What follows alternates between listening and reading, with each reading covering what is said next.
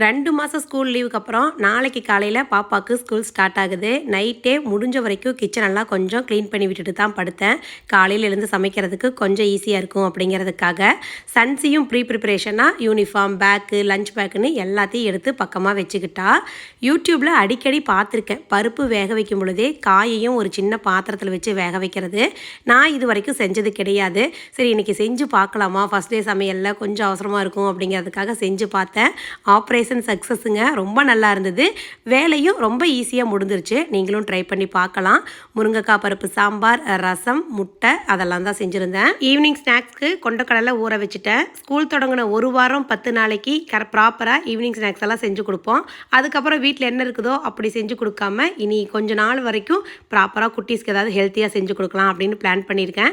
இனி பார்க்கலாம் என்ன பண்ணுறதுன்னு. சுகஸ்தி சிபிஎஸ்சி அப்படிங்கிறதால அடுத்த வாரம் திங்கட்கிழமை தான் ஸ்கூல் ஸ்டார்ட் ஆகுது.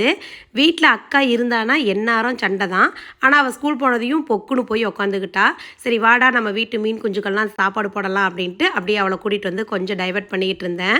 நாங்கள் இந்த தொட்டியில் விட்ட மீன் ஒரு 15 மீன். இப்போ இருக்கிறது பார்த்திங்கன்னா ஒரு 50-60 மீன் கிட்ட இருக்கும்.